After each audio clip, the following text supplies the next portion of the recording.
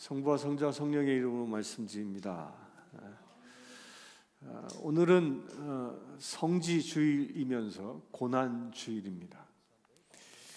여러분들, 제가 앞에 예배 시작 전에 오신 분들에게 십자가를 하나씩 드렸는데요, 여러분들이 받으신 이 종려 십자가에는 크게 두 가지 의미가 있습니다.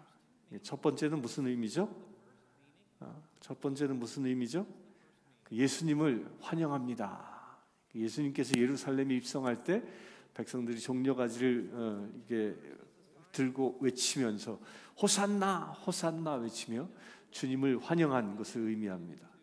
따라서 여러분들이 이 십자가를 보면 나는 예수님을 환영합니다, 나도 예수님을 영접합니다, 이런 의미로 이 십자가를 갖고 있는 것입니다. 여러분들 예수님을 영접하셨습니까? 예수님을 날마다 환영하십니까? 두 번째는요, 이 종려 가지를 십자가로 이렇게 만들었는데요. 이거는 이 십자가의 고난을 의미합니다. 이는 예수님을 영접한 나도 예수님처럼 나도 십자가에 못 박혔습니다 라는 그런 의미로 십자가를 달고 있는 겁니다. 이 십자가 목걸이 하는 이유 딴 거 아닙니다. 나도 예수처럼 십자가에 못 박혔습니다.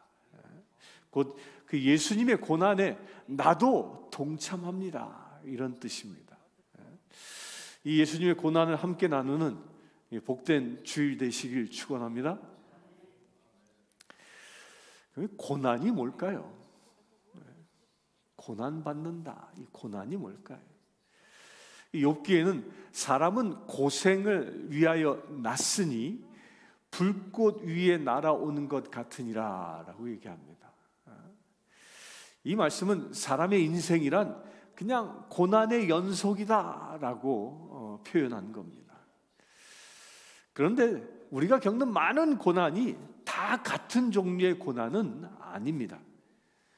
여러 이유가 있는데요, 그러나 대부분 그 고난은 무엇으로부터 오냐면요, 나의 잘못, 나의 죄로 인해서 발생하는 것이 대부분입니다.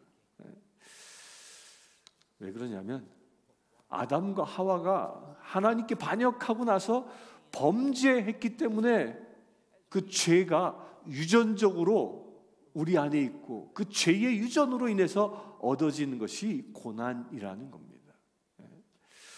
그러나 예수님이 당하신 고난은 결코 예수님만큼은 죄의 유전자가 없는 분입니다. 따라서 결코 유전적인 고난이 아닙니다. 예수님께서 당하신 그 고난은요, 예수님이 자기 자신이 죄인이기 때문에 당하는 고난이 아니었다는 겁니다.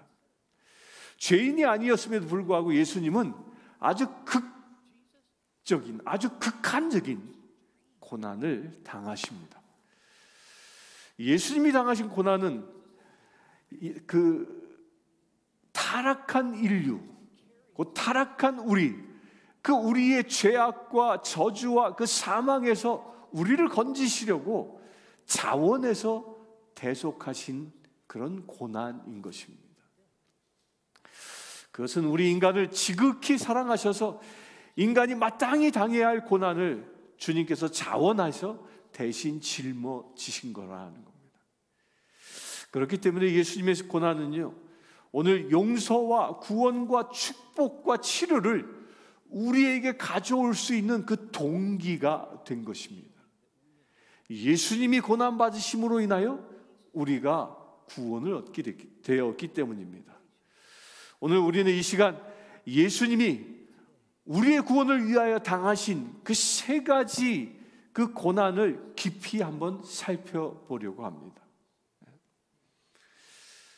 첫 번째로요, 예수님께서는 고난 중에 가장 깊은, 가장 심각한 고난이 뭐냐면 영적인 고난입니다.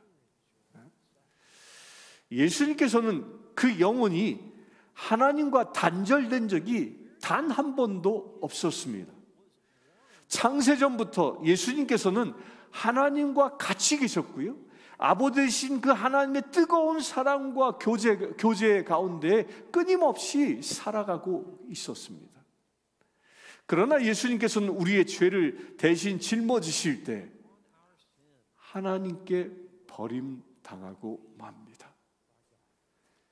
예수님께서 겟세마네 동산에 가서 기도하실 때에 주님께서는, 그 하나님께서는 그 예수님께 그 쓴 잔을 내놓으셨습니다. 기도 가운데 예수님 앞에 놓여진 그 쓴 잔, 그 잔 안에는 아담과 하와의 그 원죄로부터 시작되어져서 그의 후손들이 저지른 그 수많은 죄들로 가득 차 있는 잔입니다. 더럽고 추악하고 상상을 초월한 그 인간의 죄들이 가득 담겨져 있는 그 잔, 그 잔을 예수님께 내놓으시며 하나님은 뭐라고 하셨습니까? 마시라고 말씀하시는 겁니다. 아마도 예수님은 환상 중에 보인 그 잔을 보고 깜짝 놀라셨을 것이고, 그 잔을 보고 움츠렸을 겁니다. 그 안에 있는 죄는 본인은 알지도 못하는 죄이고 본인은 짓지도 않은 죄입니다.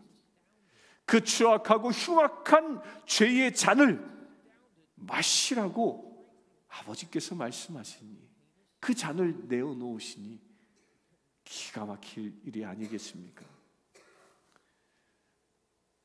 그래서 영적으로 보는 그 잔을 보시고 예수님은 어떻게 하셨습니까? 땀이 피가 되도록 진땀을 흘리다 못해 그 진땀이 핏방울로 변하도록 그렇게 기도하셨습니다. 그리고 주님은 아버지 하나님께 이렇게 얘기합니다. 아버지여, 아버지께서 모든 것이 가능하시오니 이 잔을 내게서 거두어 주옵소서. 그 절규에 가까운, 아니 그 절규의 외침을 하나님은 들으시고도 대꾸 한마디 하지 않습니다. 아마도 말씀은 하지 않았어도 저는 이 말씀을 묵상하면서 하나님은 이런 생각을 하셨을 것 같다라고 여겨집니다. 이렇게 생각하지 않았을까요? 내가 이 잔을 마시지 아니하면 모든 인류는 결국 다 지옥에 던져진단다. 내가 이 잔을 마시지 아니하면 너로 말미암아 제 말이 섞였네. 내가 그렇다면 이 잔을 마신다면 너를 믿는 자, 그들이 너로 말미암아 구원을 얻게 될 것이다. 내가 마시면 구원을 얻고 내가 마시지 않으면 저 지옥불에 던져질 것이다. 그렇기 때문에 마셔라. 하나님은 그렇게 무언중에 말씀하지 않았을까요? 그리고 이 잔을 마시고 버림받는 처참한 고통을 겪을 때 이 땅의 모든 인류를 그 고난에서 건져낼 수 있다라고 말씀하지 않았을까요? 그래서 예수님은 기도를 하시고 그의 땀이 핏방울이 변하는 그 고통 속에서도 아마도 영적으로 보인 그 잔을 마시셨을 겁니다. 순종하신 것이죠. 그렇게 순종하고 나자 그 겟세마네 동산에서 우리를 대신해서 그 죄악이 가득한 잔을 그 마시자마자 어떤 일이 일어났을까요? 거룩하신 예수님 안에 죄가 들어옴으로 인하여 예수님은 하나님께로부터 떨어져야 하는 버림받은 자가 되는 것입니다. 그 죄의 잔을 마심과 동시에 예수님은 하나님과의 그 교통, 소통이 단절돼 버리고 만 것입니다. 이는 창세전부터 하나님과 교제해 오던 그 깊은 사랑이 끊어져 버리고 버림받게 된 처절한 처지로 전락한 것입니다. 이 처절한 영적인 고독 가운데 빠져든 것이죠.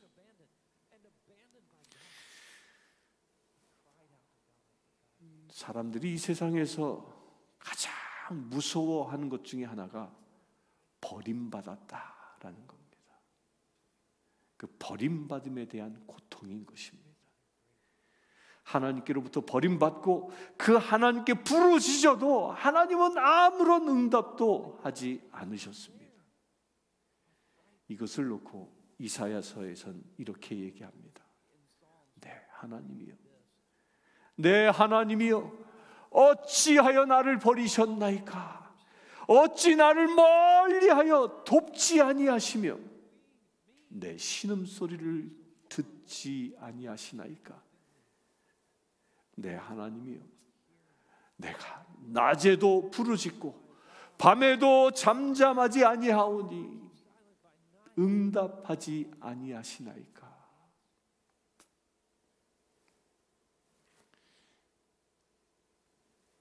이 절규를 예수님께서 하셨음에도 불구하고 하나님 아버지는 그 예수를 버리십니다. 단절하십니다.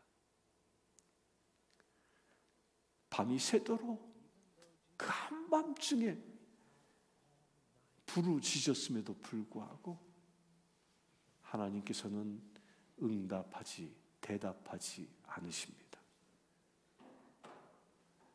그리고 예수님은 영적으로 그의 아버지와 단절되어진 것입니다. 예수께서 우리를 대신해서 죄의 잔을 마시고 난 그 다음 그 영적으로 당한 고통은 아마 말할 수 없을 것입니다. 사랑하는 성도 여러분,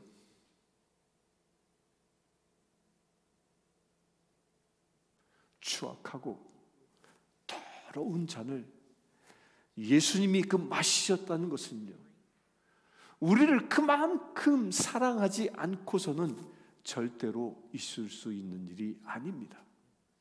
우리를 사랑하시기에 나의 죄가 담긴 그 잔을 마시신 것이죠.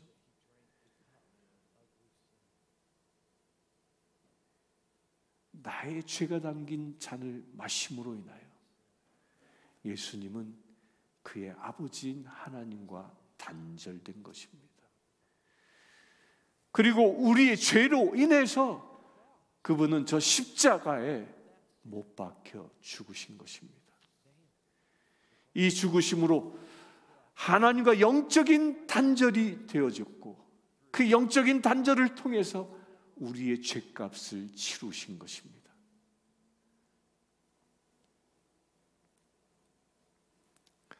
예수님뿐만 아니라요, 지금 이 시대를 살아가는 우리들도 하나님과의 그 영적인 단절이 일어난다면 그것은 최악의 고통이라는 것입니다. 그런데 그걸 느낍니까? 그런데 뒤집으면요, 최고의 축복이 무엇입니까? 하나님과 동행하는 것입니다. 하나님과 단절되는 것은 최악의 저주이지만 하나님과 동행하는 것은 최고의 축복인 것입니다. 그 축복을 누릴 수 있게 되길 축원합니다. 두 번째로 예수님이 당하신 고통은요, 마음, 심적인 고통입니다. 예수님께서는 가장 믿고 사랑했던 제자 가롯 유다에게 배신을 당하고 그 배신의 고통을 겪게 됩니다. 원수가 나를 배신하는 것은 있을 수 있습니다.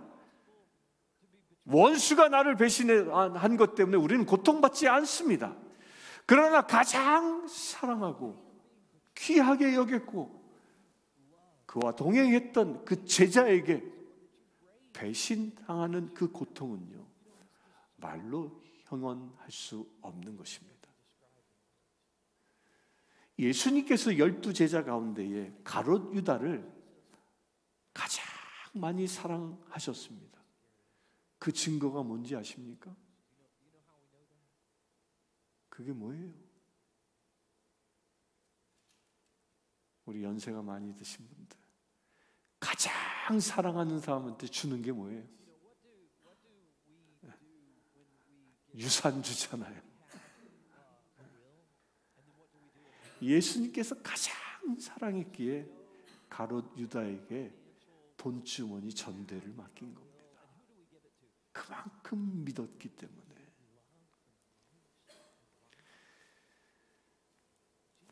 그렇게 사랑하고 애정을 다해 키웠던 그 귀한 제자가 가롯 유다였습니다. 그런데 그 가롯 유다가 어떻게 합니까? 예수님을 배신합니다. 단돈 은 30냥에 예수님을 원수들에게 팔아버립니다. 이러한 배신을 당했을 때 그 예수님의 그 마음의 고통은 얼마나 크실까요?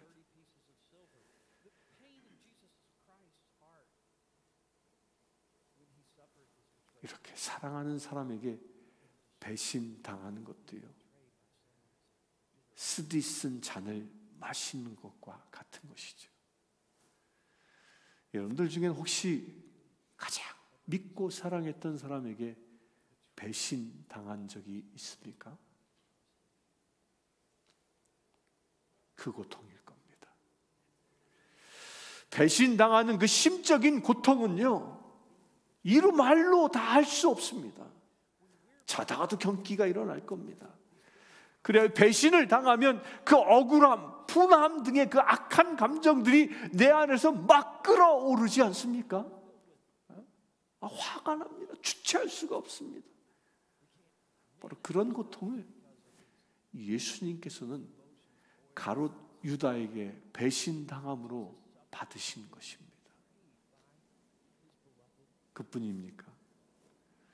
대제사장 가야바의 그 뜰에서 예수님께서는 침뱉음을 당하고 채찍을 당하고 주먹으로 얻어맞고 그 수염이 뜯겨지고 눈이 부어져 얻어맞은 그 상처가 눈이 부어 오를 정도로 그런 처참한 지경에 처했습니다. 근데 그 자리에 누가 있었죠? 그 자리에 베드로가 지켜보고 있었습니다. 그러자 한 여종이 이 사람도 그와 함께 있었느니라 라고 사람들에게 고발하니까 이 베드로는 무려 예수님이 바로 앞에 계심에도 불구하고 3번씩이나 나는 예수를 모르 라고 부인합니다.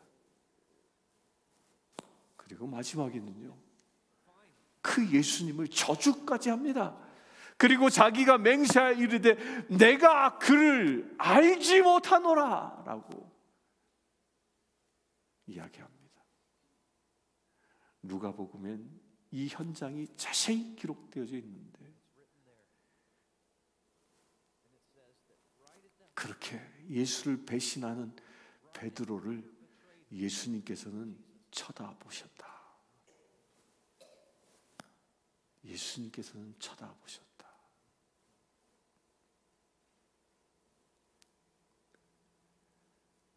자기를 부인하는, 심지어 저주까지 하는 그토록 사랑했던 그 제자 베드로를 바라보는 그 예수님의 마음은 어떠했겠습니까?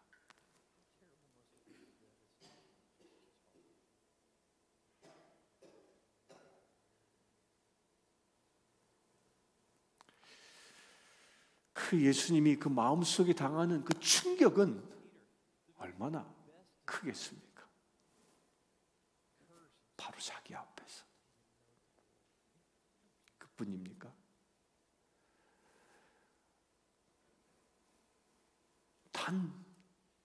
하루 전만 해도 종려가지를 흔들어대고 호산나 호산나 다윗의 자손이시여 그렇게 열렬히 외치며 환영했던 그 군중들, 그들은 누구였습니까?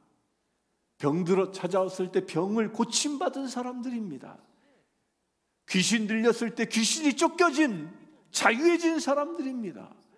수많은 기적들을 목격했던 사람들입니다. 그런데 그들이 빌라도 법정 앞에선 뭐라 외칩니까? 빌라도가 이 사람을 어찌할까? 그러자 그들은 이구동성 똑같이 이렇게 외칩니다. 그를 십자가에 못 박으소서.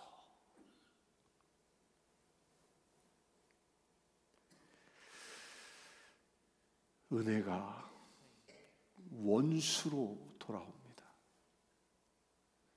은혜를 베풀었는데 그게 원수로 돌아올 때 그 마음의 고통이 얼마나 크겠습니까?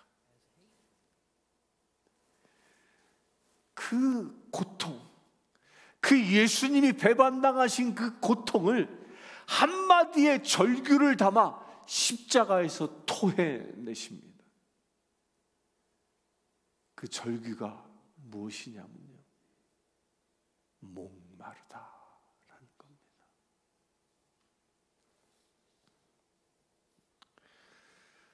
하나님께 영적으로 버림받고 사랑하는 제자들에게 그 마음의 배신을 당하고 그 고통 가운데 예수님은 내가 목마르다 이렇게 부르짖고 계시는 겁니다.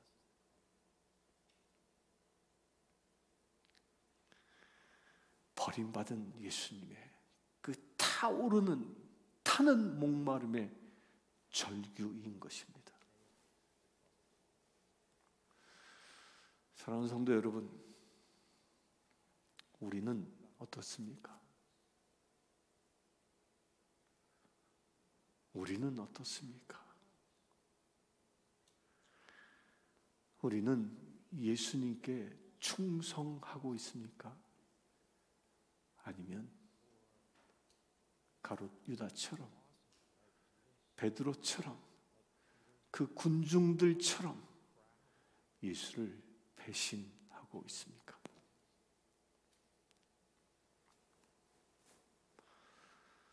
세 번째로 예수님이 당하신 고통은요, 육체적인 고통이었습니다.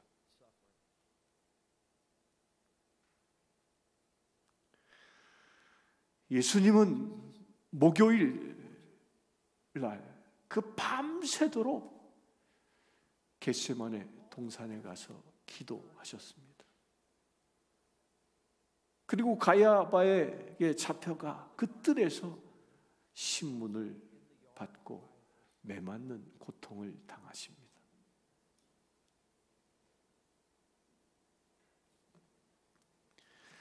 그는 목요일 날 최후의 만찬을 제자들과 함께 하시고 겟세마네 동산에 들어가신 겁니다.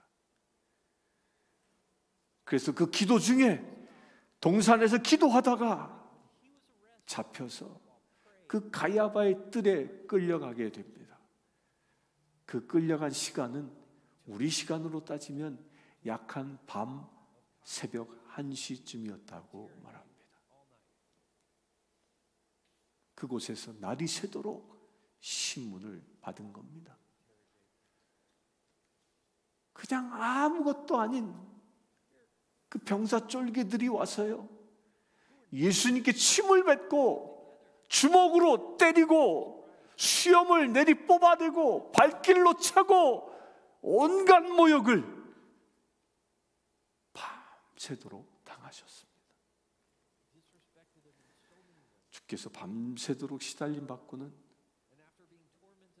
이른 새벽에 가야바의 무리들은 예수님을 빌라도의 법정에 끌고 갑니다.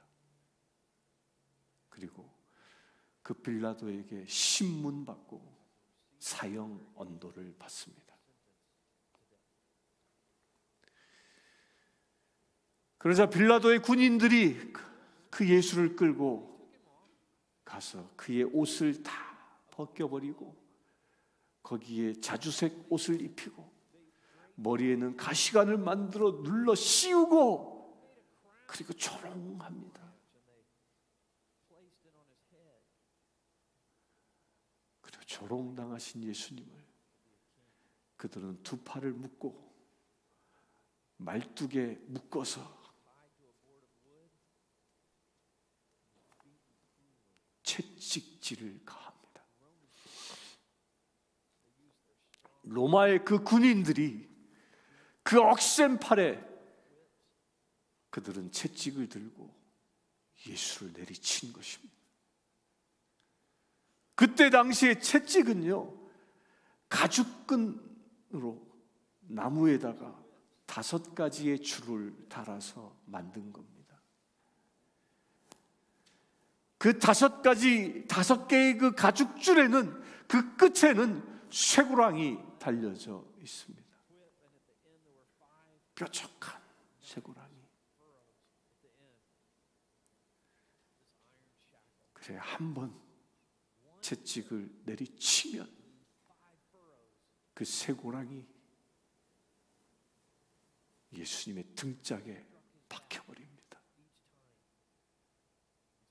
그걸 로마 군인은 인정도 사정도 없이 잡아 챙깁니다. 한 번 내리칠 때마다 5개의 쇠고랑이 등에 박히고 그것이 찢겨지는 아픔을 겪습니다. 몇 번에 걸쳐서 채찍을 맞은지 아십니까? 유대인들의 전통에 의하면 40번에 하나를 감한 매를 때리게 되어져 있습니다. 39번. 무려 39번의 채찍이 그의 온몸을 갈기갈기 찢어버린 겁니다. 등이 찢겨지고 채찍이 휘감을 땐 가슴이 찢겨지고 배가 찢겨지고 그 찢겨진 그 자리에서 피가 샘처럼 솟구쳐 올랐겠죠.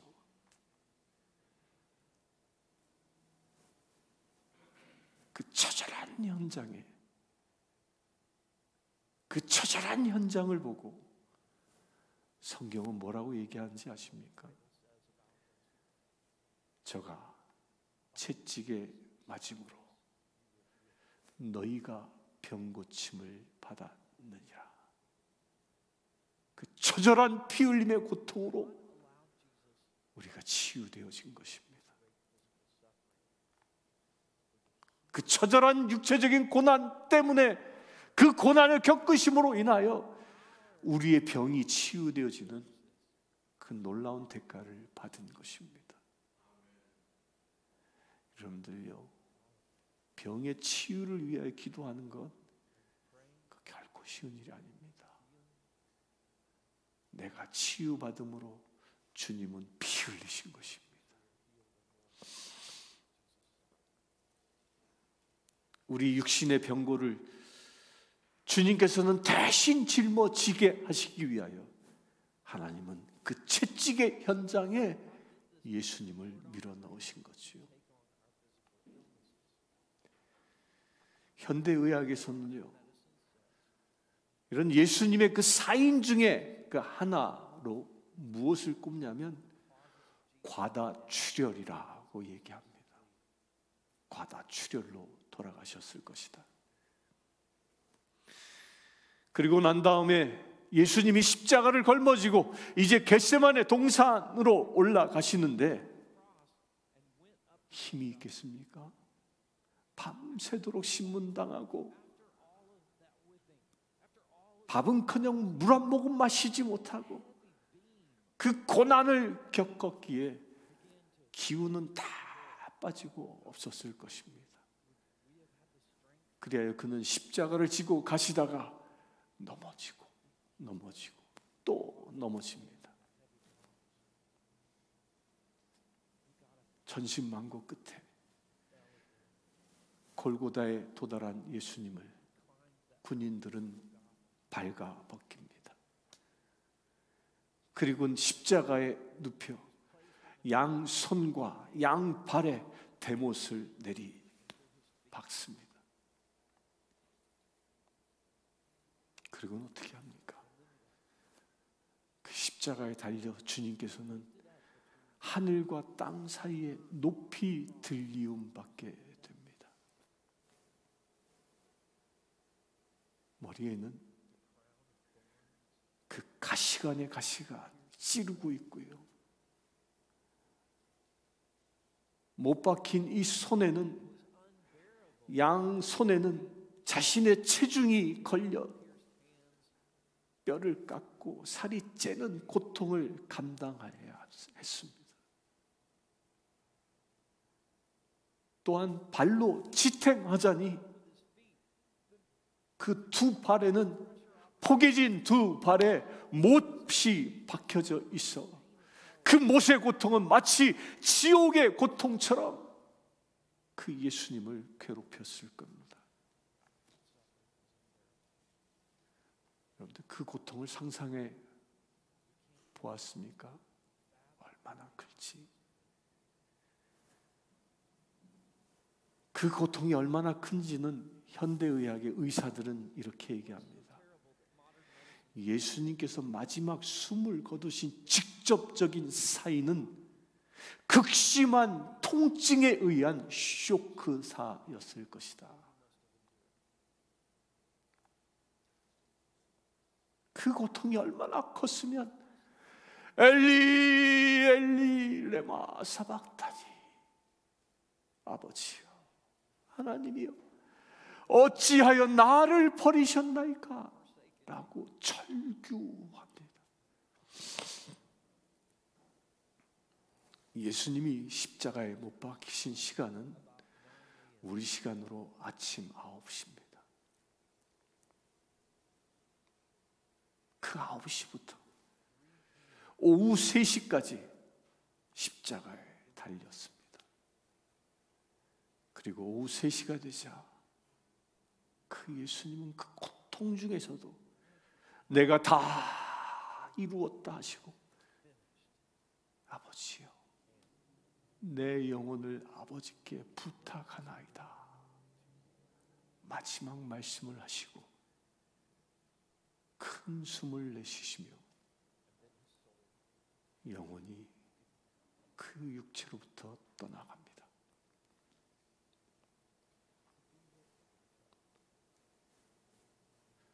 이 예수님의 죽음은요, 결코 평범한 죽음이 아닙니다. 그가 당한 이 영적인 고통과 그 정신적인 그 괴로움과 그 육체의 극심한 고통,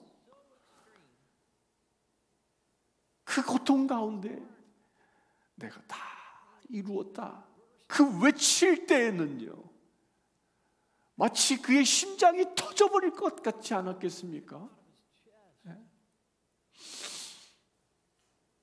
예수님은 우리를 그처럼 사랑하셔서 그의 심장이 터질 것 같은 고난을 겪으면서도, 아니 그 마지막에 심장이 터져버려 그 안에 있는 마지막 피 한 방울, 물 한 방울까지도 다 쏟아내시면서 그 피로, 물로 우리의 죄를 씻어 주신 겁니다.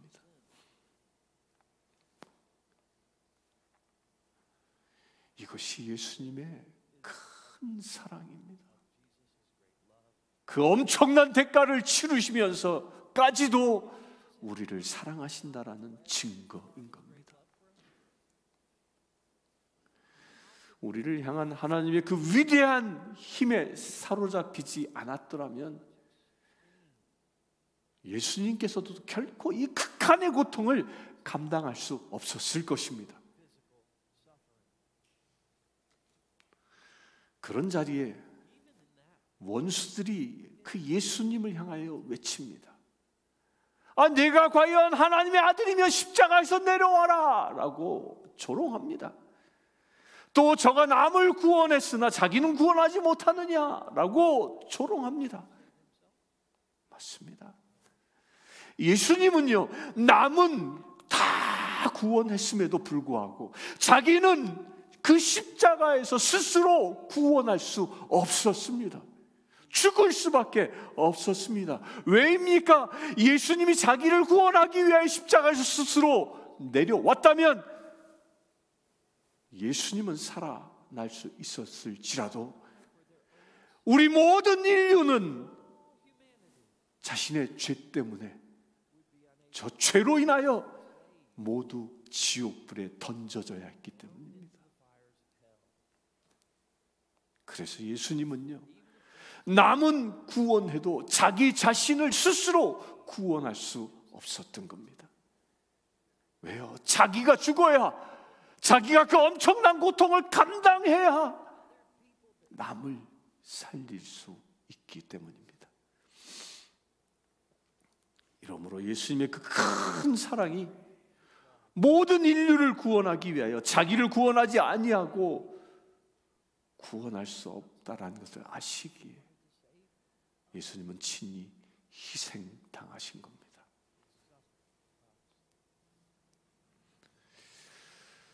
그렇기 때문에 예수님께서 그 십자가에 못 박히시기 약 600년 전에요,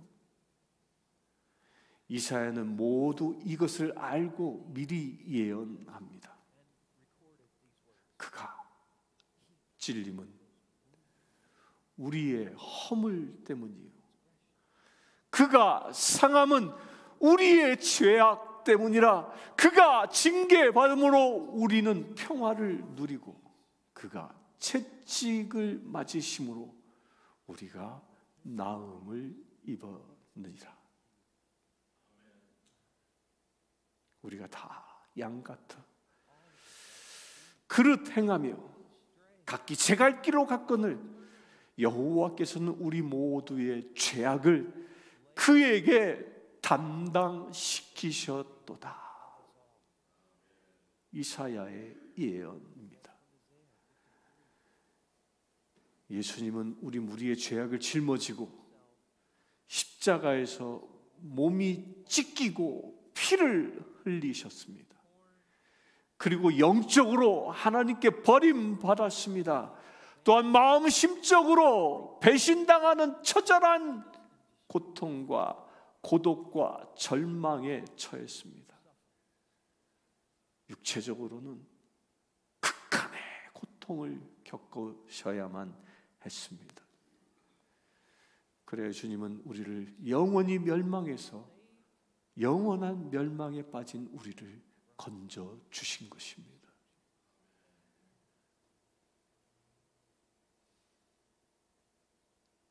그 대가로 여러분들이 지금 여기에 앉아 예배할 수 있는 것입니다. 그 예수님의 크신 사랑을 지금 여러분들은 느끼고 계십니까?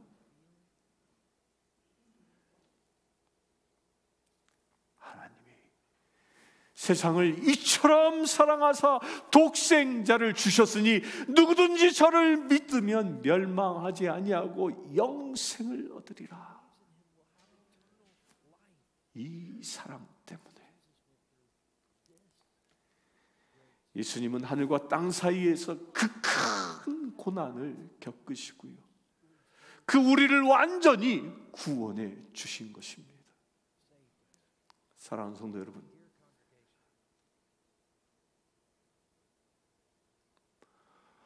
예수님께서 고난 당하셨기 때문에 우리가 그 고난 당한 십자가 밑에 나와야 하는 것입니다. 우리가 그 십자가 앞에 나온다면 하나님께서는 그 한 사람도 남김없이 그들의 모든 죄를 용서하시고 사랑으로 거두어 주시고 구원하여 주시는 것입니다.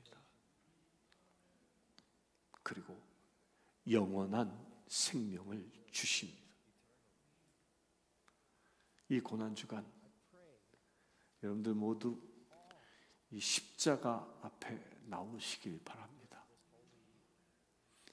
십자가 앞에 나오시길 바랍니다.